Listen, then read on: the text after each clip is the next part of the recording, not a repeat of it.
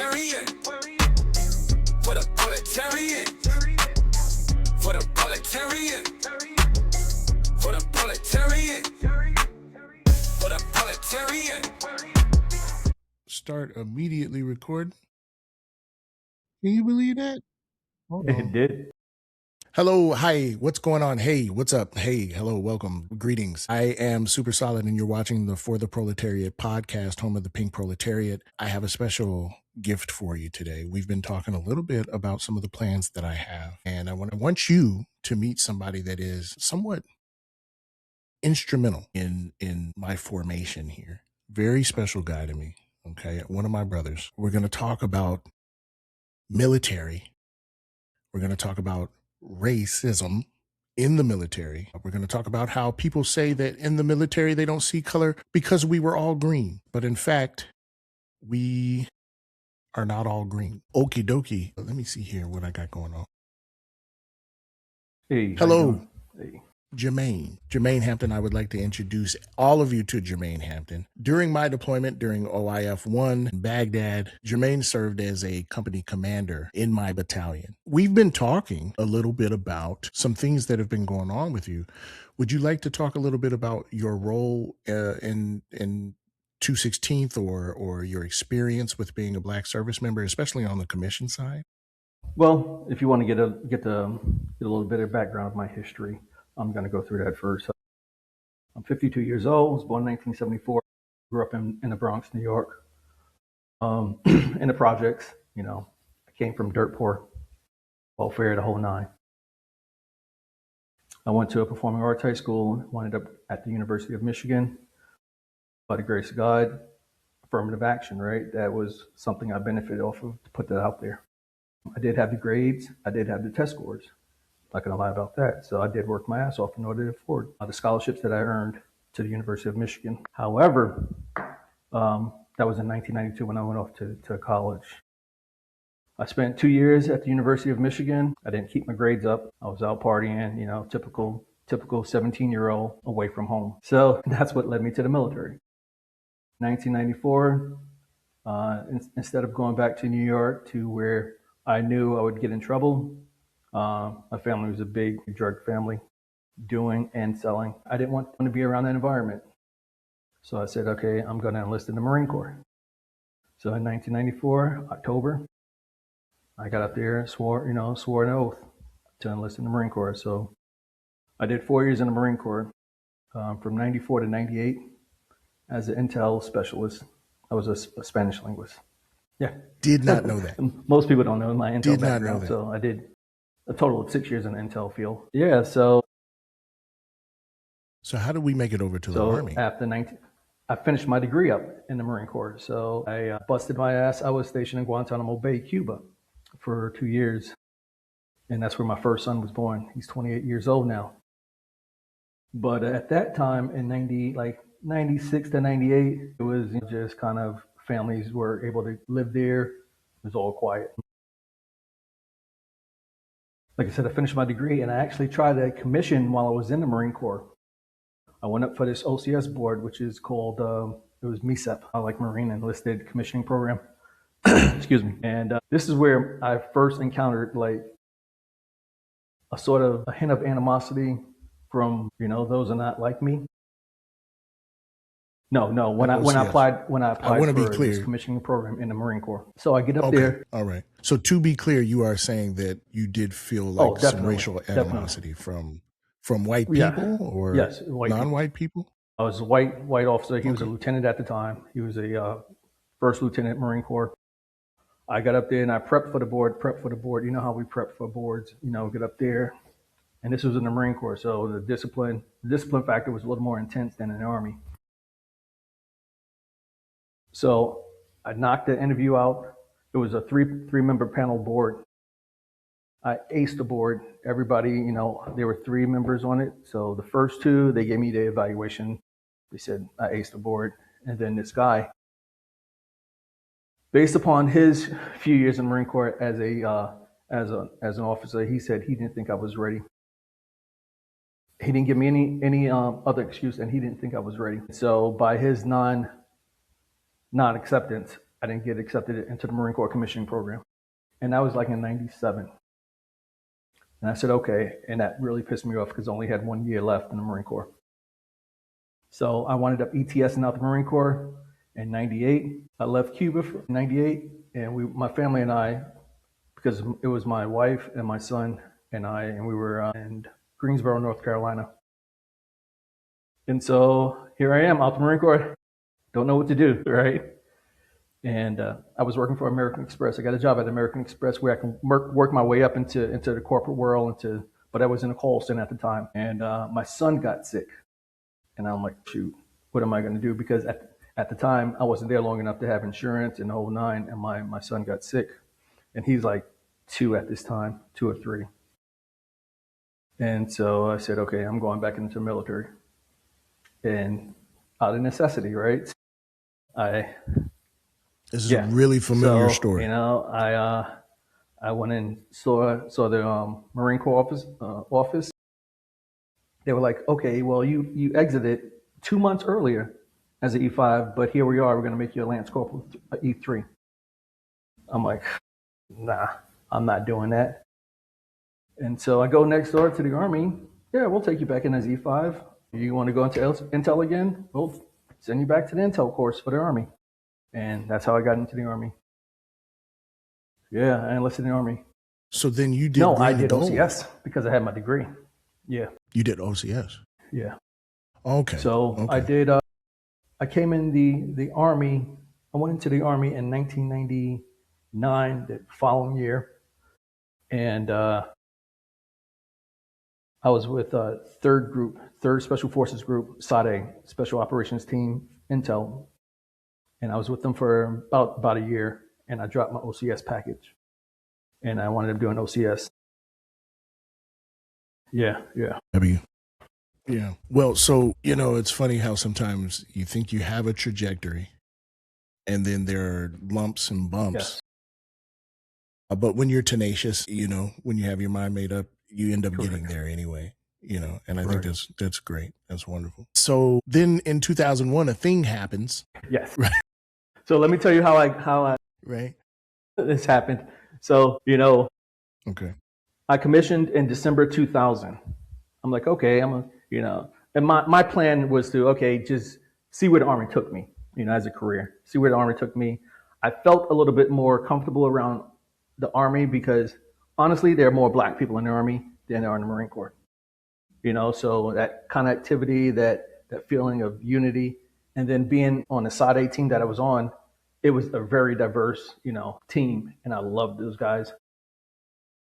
But like I said, I put in my package, got accepted.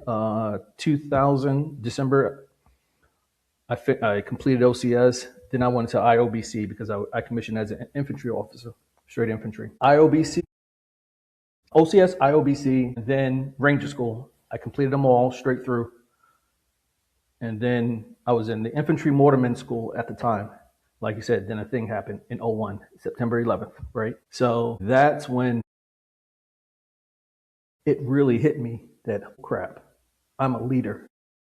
And I need to make sure, you know, I can apply everything that I learned, everything that I was taught in these last, you know, in this last year, because it's going to come.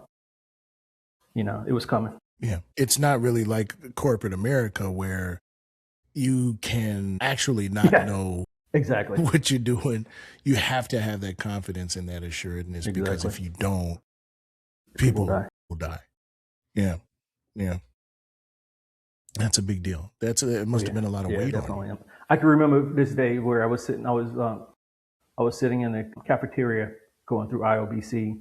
It was breakfast, and you know, everybody's watching the TV. Real quick, I'm so sorry for the audience. IOBC, they're not going to understand the acronyms at all. Okay, yeah. The Infantry Mortarman School, also called MLOC, IOBC, Infantry Officer Basic Course, just the basic course for infantrymen as an officer. And then OCS is Officer Commissioning School.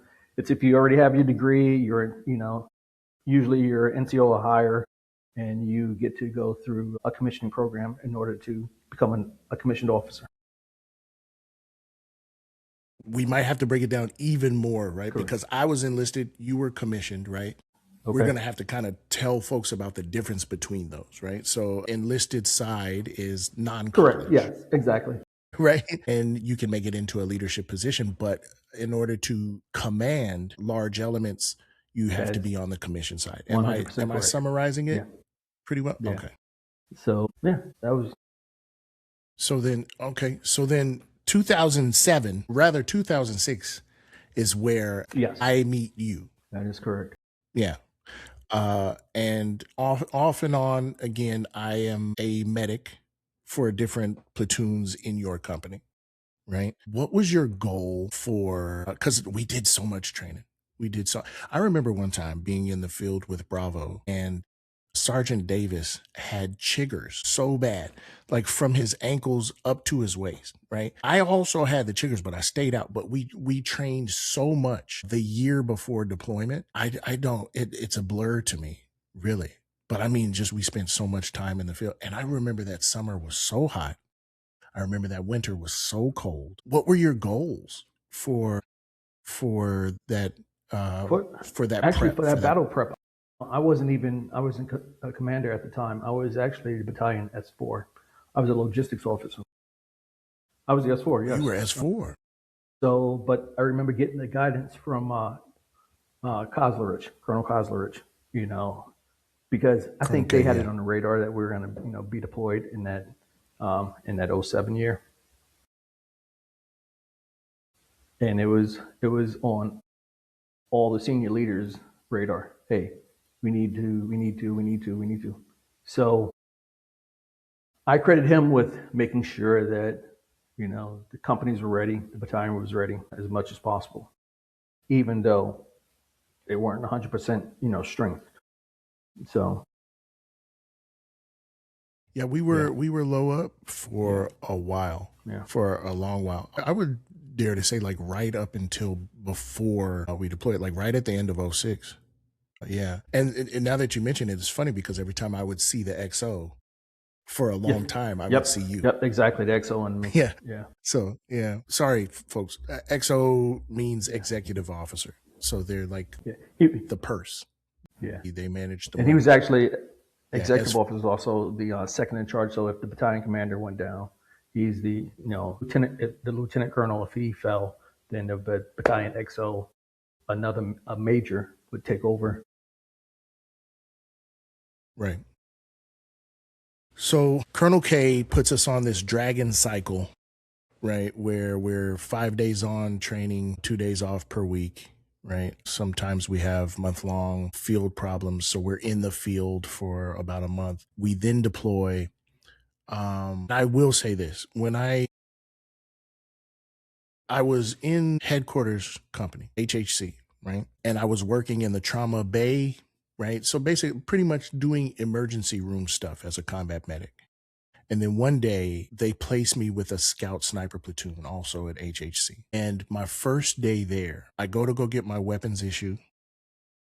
I come back to my bunk and someone has tied a noose out of 550 cord, hung it over my bunk. And the fight, flight, freeze, fawn, of it all, I was in such disbelief. Already I was terrified because I never wanted to be on the line. I never wanted to be in a firefight or see combat directly, which I thought going medical would allow me to do two of those things, right? I too had a kid that I wanted to make sure I was providing for. And I thought maybe I could finagle it and stay out of combat, but I ended up in combat. I did rock shit once I got out there. It just wasn't something that I was seeking. But there's a dynamic that exists there where I found myself worrying about the folks at my 12 and the folks at my 6. Do my battle buddies really see me as an equal? And it's kind of bizarre because as a medic, they're going to take care of you because you're the medic. If they get hurt, you're the guy, right? But then there's this like this duplicitous, this duality to it, because you're still not really one of them. Oh yeah, I definitely felt that, and I think to take it up on another level was that, one, being an officer, being a black officer, and then Being a coming black in, officer. like, I would say 4 months into our deployment, where I didn't know Bravo Company at the time because I was the S4, and so I felt the animosity, or especially for one platoon in particular. I can get this. I got the sense of, well, who is this dude? And I was trying to figure out whether or not it was because of my skin color, or was it because I am the new guy? Yeah. There's So like a, what is it? what is it there? There's like this What is it? plausible Right. deniability So there. and then whether or not, is he competent enough? Even though I've had before at Iraq, I did Afghanistan. I was a company XO forward deployed, but nobody wanted to hear that, right? So everybody wanted to, kind of judge the new guy on whatever merit. But to have something like that, in the back of your mind, where you have to look to your 6 and look to your 12 at the same time. I'm sorry, I don't know what. It's worrisome, but you still have to survive, right? And it's really bizarre. It's a bizarre experience because you develop a love for these folks. They're your brothers, right? There's this trauma bond there. There's only so many firefights I'm gonna get into somebody with somebody before I utterly trust them, but at the same time don't know if I could trust them, right?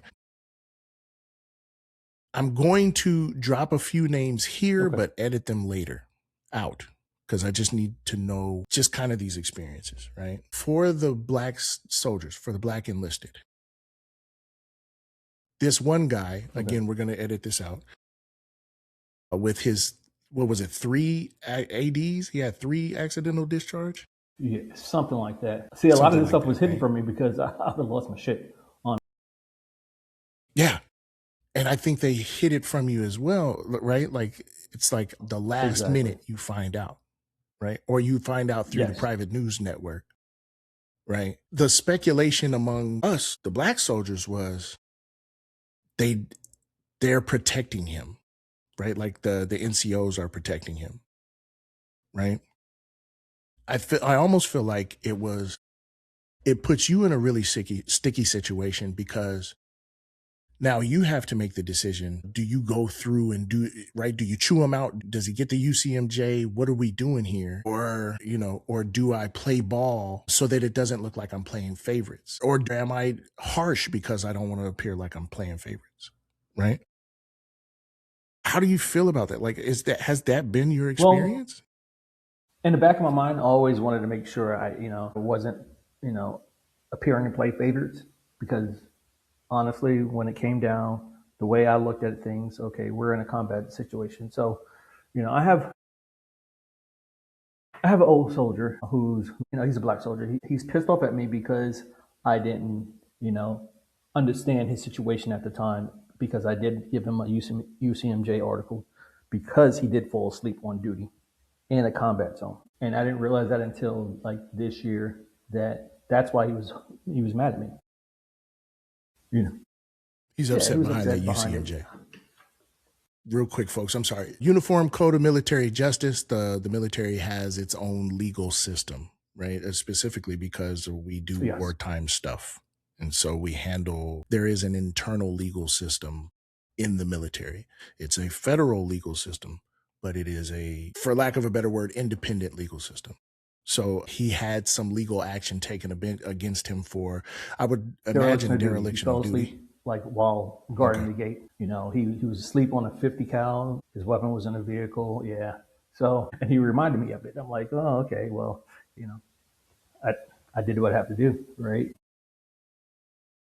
And I would have did that with anybody, because the situation that we were in over there in Iraq. We were a cop in a forward area of Baghdad, across the street from Sadr City, just us as a company, and we couldn't afford by yourselves, isolated, and we could not afford any kind of breaches. So a little bit of context, y'all. Few technical difficulties. Gotcha. That's all right. We're rocking back. Okay. So a little bit of context, y'all. A company operations post, a COP, is an outpost. It's a tiny little procured plot of land that is secured, and it's there to be somewhat of a stalwart for defensive soldiers in that area. It's also a way for you to go out and manage your area of operations, do your patrol in that area from that place. A COP is considerably more vulnerable than a forward operations base, which is a centralized point of operations, which is usually a larger mass of land, a much more secure mass of land with what we call fire superiority. So there is many more defensive systems, much more stringent physical security that is harder to bypass, right? It takes a lot of vigilance, but not nearly as much vigilance as a company operations post. Yeah, Am I 100% tracking? correct. Yeah. Yeah. When you have a company outpost, and it was all part of, the strategic plan, national strategic plan, get out there amongst the people, live amongst the people, and operate amongst the people. So that's why we were pushed out so far forward. However, he fell asleep while on guard, which was a no-go. So I wound up giving him punitive actions. That's a big deal. It is a big deal. So, it might seem unreasonable in other conditions. If you're a security guard, you fall asleep, whatever. Worst that's going to happen is a cat burglar is going to go. You know what I mean? But on a cop, falling asleep can mean life or death. Lose their lives. Understandable. But so you're saying this soldier is perturbed is holding a grudge about receiving this UCMJ, but you did so because you didn't want to play favorites. Yeah, it was just.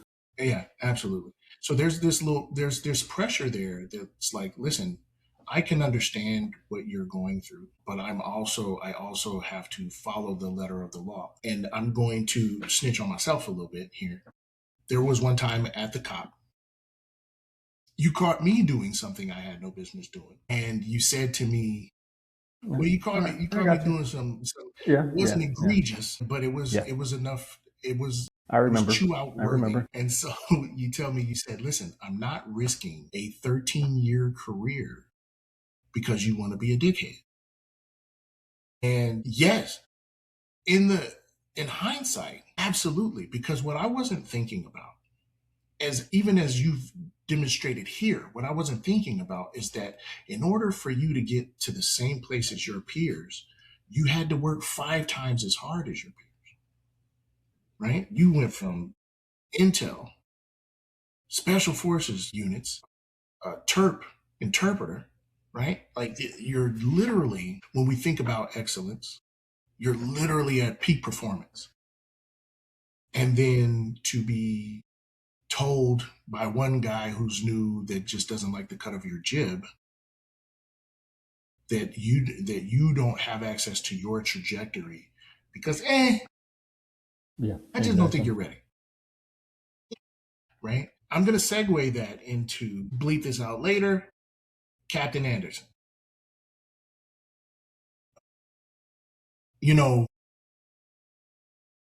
It's this really funny thing where I've experienced this kind of bold in your face, ignorant racism, this like unapologetic racism from some, but then experienced this more severe, more harmful, quiet racism from others. That is very hard to call racism and just be like, ha, it's systematic. When it's systematic, it's kind of, it's ingrained. Yeah. And so, yeah. Because the platoon sergeant that called me the N-word to my face got me promoted. The guy that called me the N-word to my face sat there with me for hours and helped me prep for the board. Right? But the guy who was in charge of promotion board, that was able to move dates around, that was able to move times around, he didn't call me the N-word. He said much more subtle things like, you're a disgrace to my army. You don't belong. People like you don't belong in my army. The thing that I want to ask you about is, Have you ever been frustrated with not being able to put your finger on it? Like, do you think you've ever experienced racism, but just like you couldn't hold up a paper to say, see, look, here's the proof?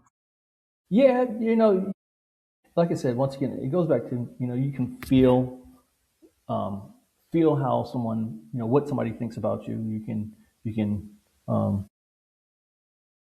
it's always that intuition behind, in your back, of your head. But the way I addressed it is, okay, have I not performed up to your standard? And a lot of the times exceeded your standard, you know? Have I not? When I was in Iraq, I finished my master's degree while we were in the comp because I couldn't sleep at night. So here I am. The slow Yes. internet, So whenever we, that is yes, I finished my master's amazing. while I was downrange in country. Yes, sir. So whenever we go back to the fob, I would send all my assignments off. I couldn't sleep. I was always up. That's why, whoever was on duty had better be awake because I'm awake. 'Cause I I'm couldn't awake. sleep Right. because If all I'm of our on- lives depended upon it, right? So I wouldn't give anybody any kind of excuses to say I wasn't qualified. And that's what hurts right now, right? Because here we are in a situation, in a time where unqualified people are in charge of my military, right? And my culture is being denied access to things or being stripped of its identity and its contribution to this country, and it hurts. And then we have brothers that we were downrange with, backing this stuff. It hurts. Yeah. No, it makes sense. Yeah. I think we should tackle that, right? If you need a minute, let me know. That's fine. Let me ask you like this. Let me ask you this way. Would you repeat your service with at a glass of, I'm so sorry. At a glass. I see you, Petty. That's a great idea. Thank you. With everything that's going on now, if the conditions were the same now, same leadership, same administration, the same fervent support of things that I think both you and I can agree on are absolutely Yeah. wrong Yeah. and Very harmful. much so. Would you repeat your service Today? if things were like this? Today? Yeah, if you could do it Hell over no. again, but things were this way. No. Matter of fact, that's why I retired because, all right, I'm gonna throw it out there. I retired during Trump's first presidency. I denied becoming a lieutenant colonel because of Trump. I didn't want to be involved in the madness that even in the first term I saw. You know what I mean? I saw it affecting the military. As a matter of fact, in 2017, I was stationed at Fort Hood, Texas, and I was out with one of our old soldiers from 216, William Bobo. We were out, on 6. Yes, Bobo and I were out just drinking, having a good time, and he and I wound up getting into a political conversation with I guess just in the streets, and he and I were talking, and I said I said F the orange guy, right? And some bouncer heard it in this club, little short guy, and he was up on a stage, right? So on the platform, this guy, he wound up jumping off this stage, and I didn't see it until the last minute, but he wound up knocking me in my eye, broke my eye socket in 2017. Yeah, I got pictures. I'll send you pictures because of this. Yeah, because I said fuck Trump in 2017. But that's the type of. So because you said fuck Trump, I didn't see this, and then he like the guy disappeared, but he jumped off of the stage and hit me in my eye and yeah. The way that people get frustrated with us drawing parallels between America and Weimar Germany, Shoe fits. right? I don't think they need to be the same thing for people to for us to just say hey, listen, what we can recognize is that people were so deep into cult behavior, having a scapegoat or an enemy as a unifying cause, witnessing disdain for human and civil rights, right? I don't think we need to call it Weimar Germany to say that It's wrong. this is bad. This is bad. This is wrong. This is wrong. There's no way that, right? And I don't understand how, and this was what really pisses me off, right? How do we frame this as patriotism? How do we frame this as love of country when the very people that, when we are busy excluding people who are from this country, like who make up this country, who, even if they're undocumented immigrants, they help make America what America is. How can you frame that as patriotism? Someone like you, who has put in more work, right? No matter what your vantage point is, right? More work for this country than they could ever dream, right? Literally, they steal valor. They pretend like they've been in the military, but would have more terrible things to say about you than they would for the draft dodger. He's with bone. Sad. It breaks my heart. And to see my brothers supporting that, it's heartbreaking. You put out a post on Facebook. It was more of a declaration, and I really respect you for that. You basically just said, hey, listen, this is the line. Today's the day. If you support what's going on in this military, or excuse me, in this country, in this administration, you cannot call yourself my brother. 100%. And like I predicted, they showed up in droves to either do apologia or declare, hey, I don't care. Hey, I don't care. That's fine. What was your response to that? Honestly, a lot of those like so-called brothers, I haven't spoken to them in years. You know, these are guys that I would do anything for. And I felt that as a commander, that was my job to do just about anything for these guys because I love them that much. You know, and they know it too because a lot of them were in trouble or went through things and I was there for them. I cut off my sister. My blood sister. I grew up, you know, she did 20 years in the military. I did 24. I cut off my sister. That sounds hard. It sounds really hard. Yeah. I understand why though. It's, you know, it's like a stab in the back. It's like a stab in the back. So how can we all be green if that's the way you feel? I hate that saying. As well as that patriotic song, I'm proud to be an American. I hate that song.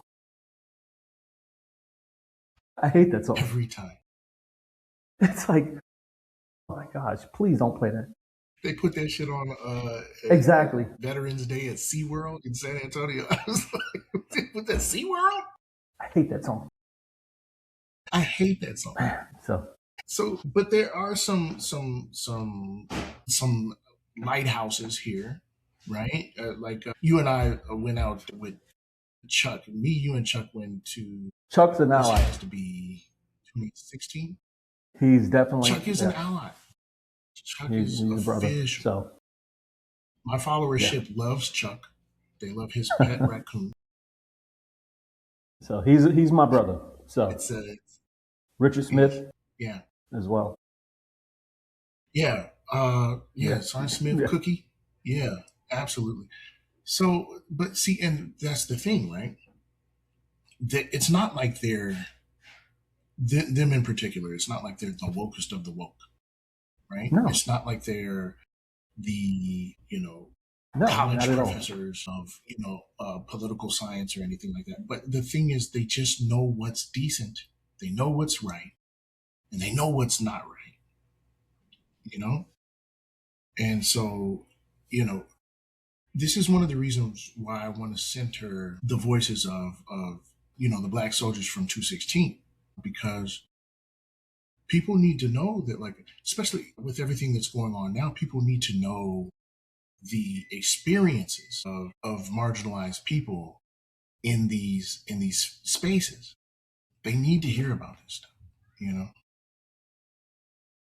You and I talked the other day about, I forget what it was. I'm so sorry. Here's the question I have for you. Do you have any trepidations about speaking out about what's going on? And if so, where does that come from? Honestly, at first I did have trepidations about speaking my mind, my truth, especially as a black man, because everybody's gonna, take it as, oh, I even got this from a couple of the guys in the battalion. You're, can you hear me? You got me? Okay.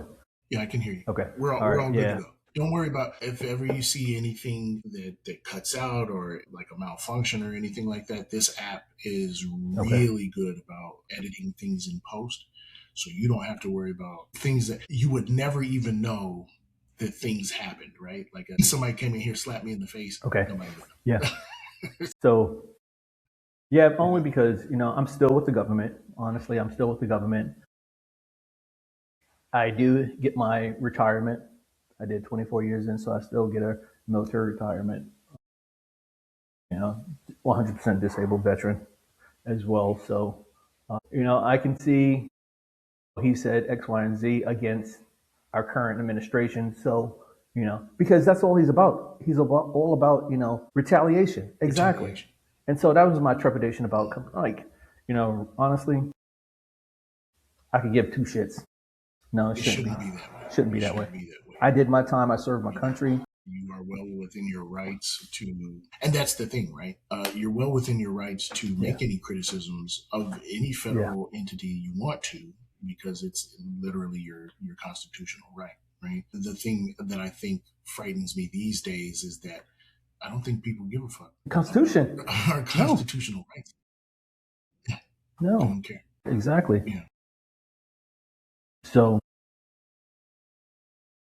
that's very understandable. Listen, if there's anything that you hope for that the viewers would take away from, your experiences, what do you think they would be? If there's any message you could send out, you know what? Do you have a message for our estranged brothers? And by the way, y'all, I'm not being uninclusive. At the time when we deployed, women were not in combat. Yeah, exactly. So when I say brothers, but we did have cooks, and they would come out there once in a while. So big shout out to those female cooks that came out. We did have Brittany. What was her name? Yeah, she would stay out there all the time. What was her name? And we appreciate that. Yeah, I forgot her name. Brittany something. Shout out to her. Shout out to you if you ever see this. And thanks for sneaking me those extra teriyaki chicken jerkies. Appreciate that. I think, like I said, I grew up was born in the 70s, grew up in the 80s and 90s. And it was in New York City. So my vantage point was kind of, okay, everybody is everybody. I've always been taught everybody is everybody. Love people for who they are, and also view people for who they are. And whatever they show you, make sure you judge them on what they show you. So I would just hope strange brethren would just really take a good look inward and just see the world on, on a more humane side versus, sticking with following somebody who's clearly a loser or ideology. There can be so much more, I haven't seen it. I just want to see it. Yeah. When I think about when I do a little bit of analysis, I just think that there is for lack of a better word, a dumbing down, right? An absolute corruption of information. And for a long time, my hope was that if I simply provided the right information to my battle buddies, they would stop doing what they're doing. They would stop saying the things that they're saying. They would change their opinions or maybe if they could just put themselves in the shoes of others, right? But what I discovered is that some of them enjoy being in that space. So that's the thing, right? Enjoy. We can code switch as much as we want. It's not, no matter what, I've realized, like you, that they are who they are. They are going to be who they are. And like you said, they enjoy, I don't know what it is, a mentality. I don't know why. I have theories. I would love to explore that a little further. Oh yeah, no, I think that there are people who feel discarded by society. They're not necessarily educated. They're not in academia, right? They're not rich. A lot of them are not successful in love, and a big part of that comes from, I think I challenge anybody who was on a deployment with us to tell us they don't have PTSD. I doubled on Not a one. I did. I went back to the fob every night, unless we were on night ops. Then I went back to the fob every day. When we would come out to Bravo Cop, we would spend 2-3 nights at most before we would go home, right? I went to hip hop night. I went to salsa night, right? And I got PTSD. I couldn't imagine sitting out at the cop. Tell you, I didn't sleep, man. I didn't sleep for firefights every day. You're right next to what is it? 5 miles south of Solder City. You're banging in 2010, June 7th, 2010. I had a bad episode of PTSD. I'm talking about cops. I'm talking about a SWAT team. I'm talking about because I lost it, and I was E&E, couldn't find me. Yeah.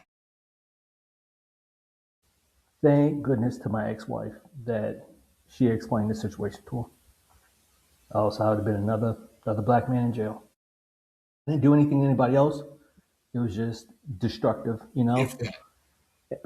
property damage. So I always, I even have a UCMJ when I was, in service as enlisted. I got an UCMJ, but I recovered from it. Yeah. So yeah, I would definitely agree with you that anybody who did that deployment with us has PTSD. Absolutely. 100%.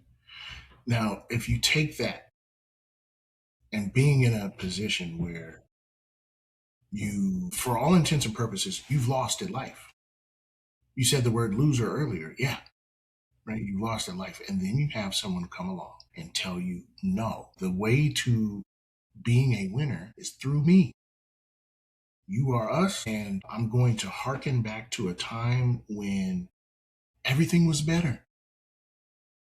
We're going to make America great again. And if I win, that means you win. Does the demagogue really give a fuck about the supporters? No, not at all.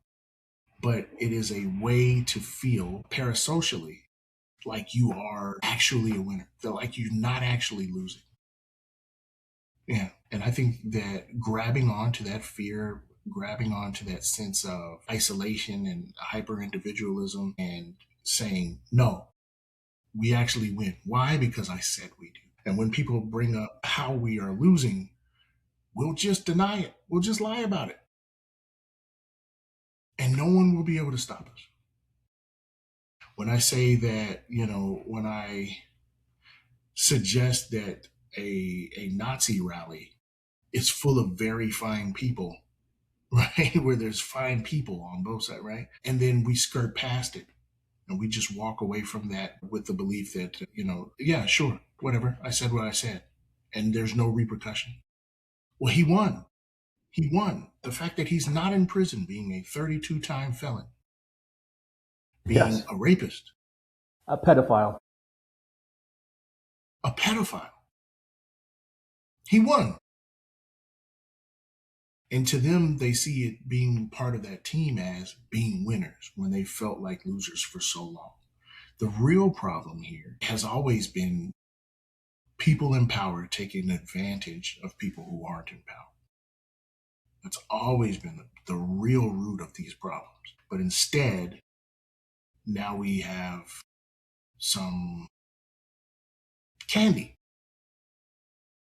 We have some drugs to take our mind off of the reality of us losing. We have this euphoria of being part of this team, right? And so I think when it comes to, I can't remember his name. Not going to say his name just because I don't care. It's a dude it's a guy on Facebook, one of our battle buddies that was celebrating. I think he was from Alpha, celebrating the death of Renee Good, saying, "Oh, I wish I was ICE. I'm going to join ICE so I can." ICE don't want me out there because I'm going to go out there and.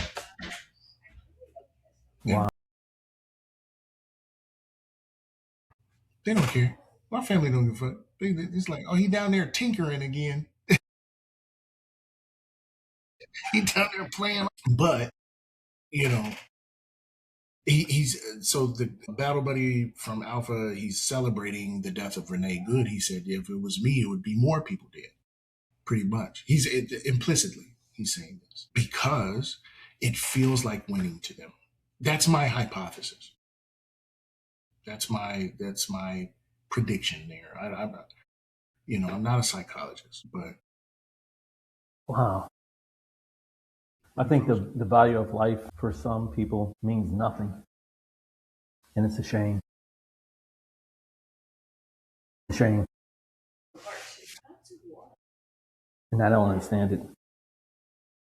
And that's the thing. You can ask Bravo Company. That's the thing I preach.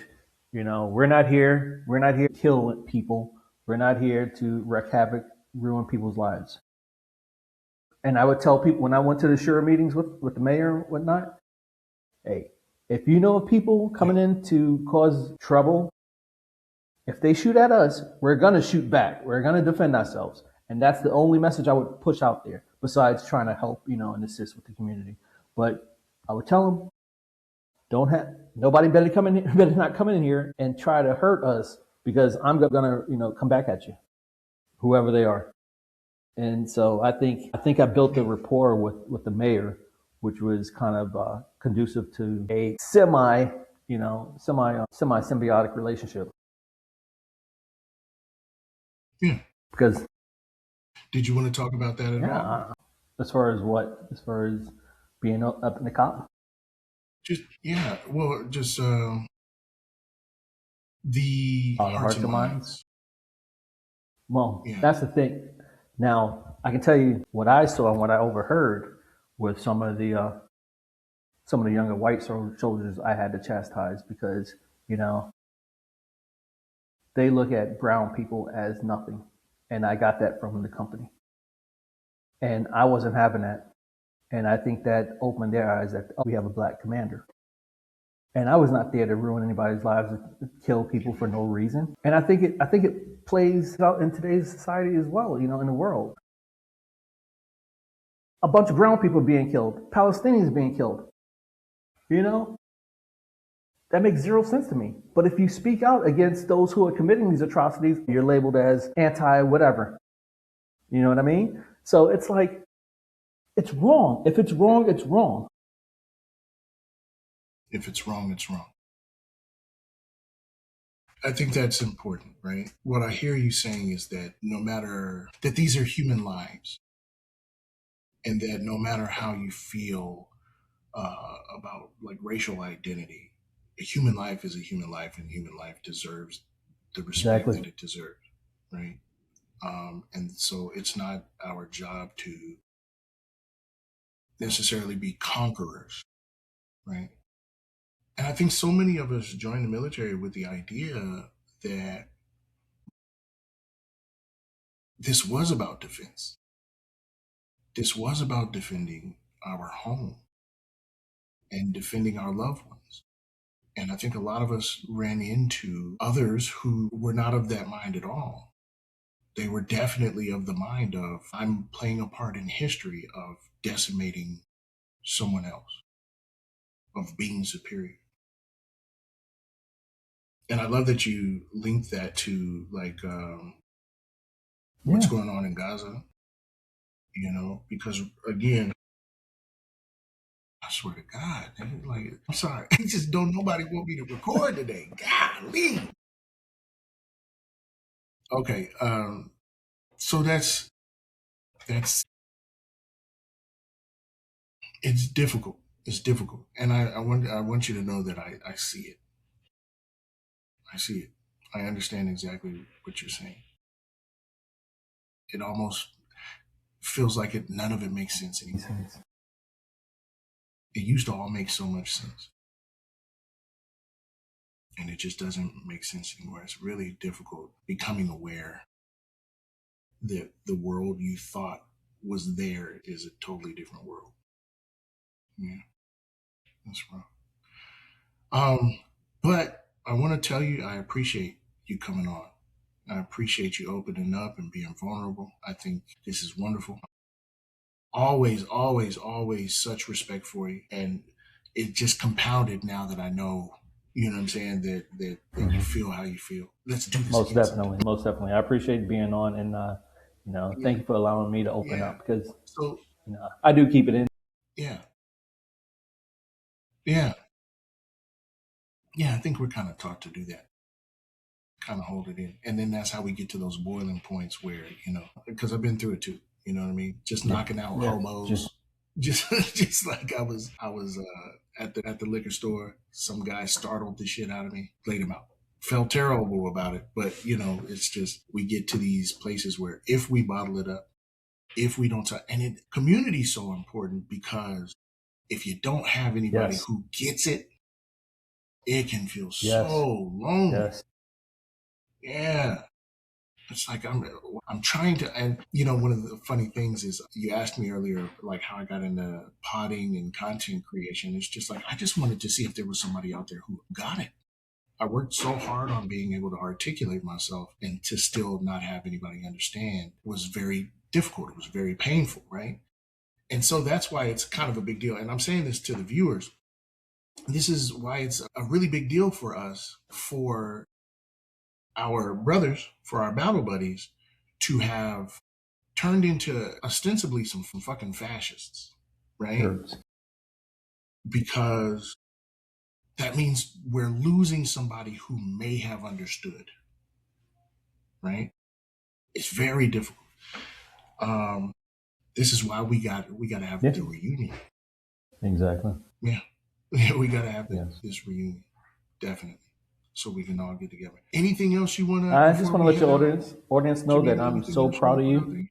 I'm so proud of what you've accomplished, and it fills my heart to seeing you grow, because I was the old man, so to see you grow and do what you're doing, and the success that you've had and where you came from, and all the the fights that you made it through, I'm very proud of you. Appreciate you. Thank you so much. Thank you so much. To all of my brothers, this is all possible. It's possible to survive. It's possible to not have to be alone. Jermaine, I thank you for being a guiding light, for just being guidance and real leadership. You know what I mean? I have this framework of people who I emulate, and you're one of them. You know what I mean? I had this NCO when I was at Walter Reed. She was literally, I just, she put her arm up, I put my arm up. You know what I'm saying? But like, when I think of leadership, literally the images that pop in my mind, they're images of you, they're images of Sergeant Nunnery. You know what I mean? Like, I'm thinking of, I know it's weird, but Sergeant Derek. Like, I'm thinking of, right? And so you've been such a big influence, and I really do appreciate you for coming on. Y'all, this is a conclusion to what might be my favorite episode so far. And I've had Sebastian Cole on my shit, we're gonna let y'all out. Okay, all power to all the people except for Ralph. Do something good for your neighbor. Ubuntu, viva la raza. Throw more bricks. Oh dear.